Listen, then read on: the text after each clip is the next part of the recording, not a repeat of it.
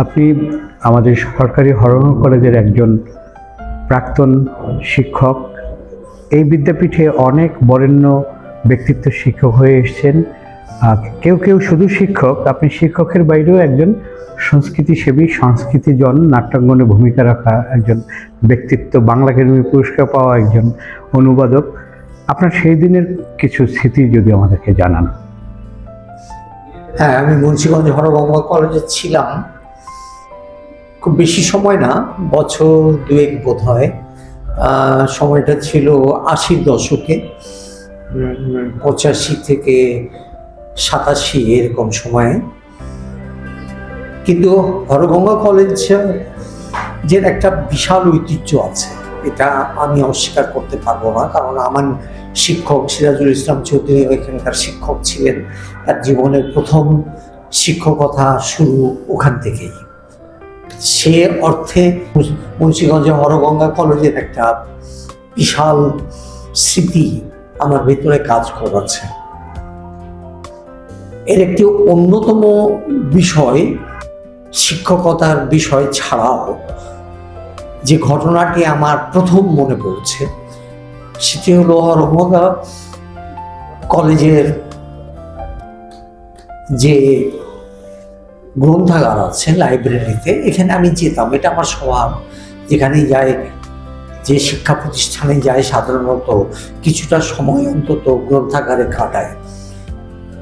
এখানে আমি গ্রন্থাগারে সময় কাটানোর সময় হঠাৎ আবিষ্কার করলাম যে দেয়ালে দুটো ছবি টাঙানো আছে, পেইন্টিং। এই ছবি দুটোর আঁকানোর যে ভঙ্গি বা ঢং, সেটা অনেকটাই পরিচিত। তো আমি ছবিগুলো দেয়াল থেকে নামানোর চেষ্টা করলাম ওই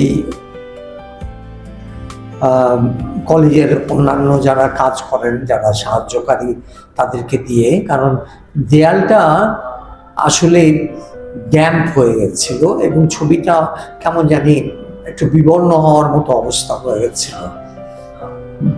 তো নামানোর পরে আমার কাছে মনে হলো এই ছবিগুলো কোনো বিখ্যাত পেইন্টারের আঁকা।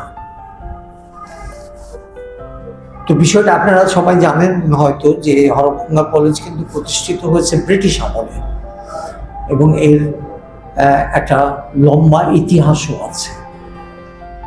তো আমি কলেজের অন্যান্য কাগজপত্র ঘাঁটতে শুরু করলাম এবং তাতে আবিষ্কার করলাম যে কোনো এক সময়ে কোনো প্রতিষ্ঠা বার্ষিকীতে এই কলেজে রবীন্দ্রনাথের পুত্র রথীন্দ্রনাথ এসেছিলেন। এটা ব্রিটিশ আমলে, এবং তার সাথে এসেছিলেন বিখ্যাত পেইন্টার, রবীন্দ্রনাথের খুবই স্নেহধন্য, এবং আমরা যেটা বলতে পারি যে তারই আশ্রয়ে তার যত কিছু কর্মকাণ্ড, সেই বিখ্যাত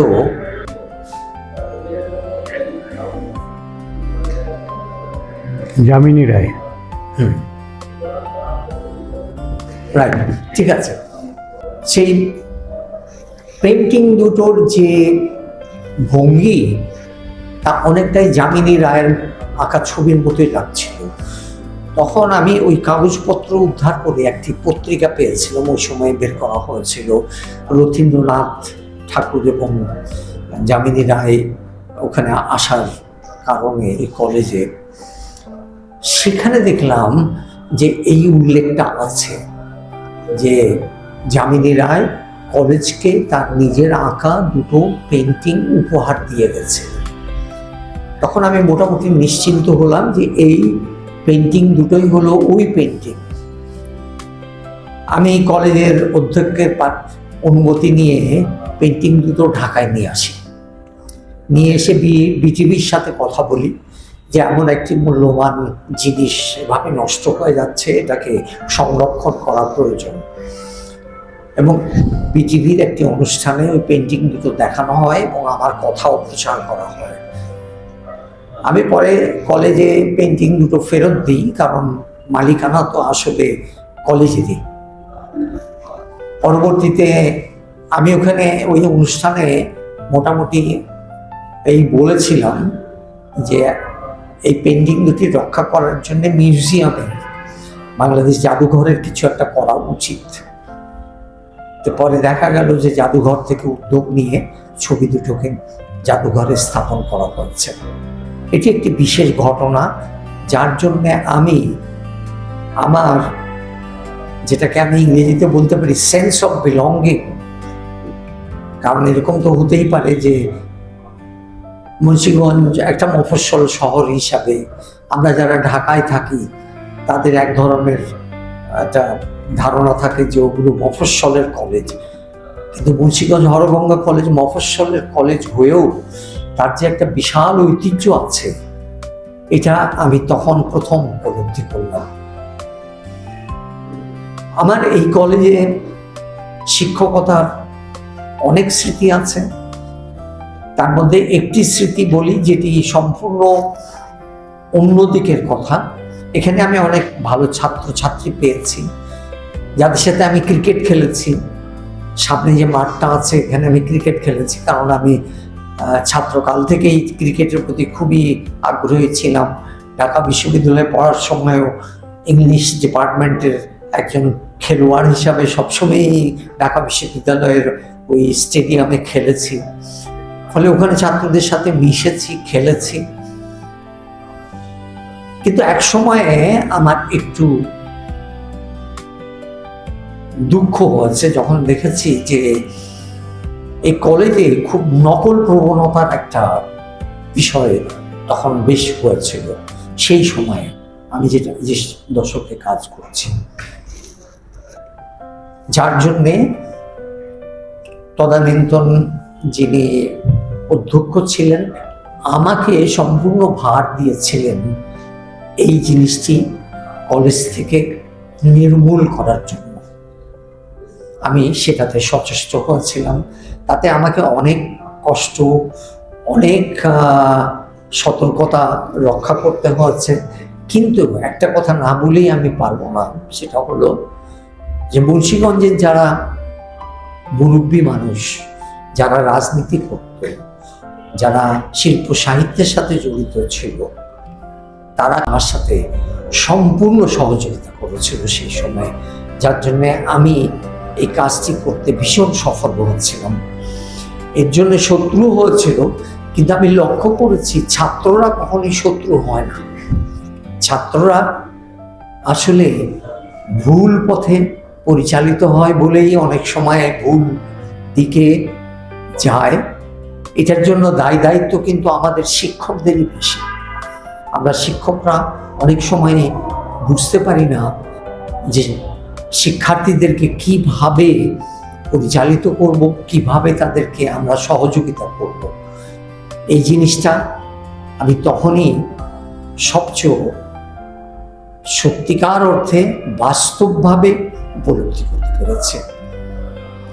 এটি আমার একটা বিরাট অ্যাচিভমেন্ট আমি মনে করি।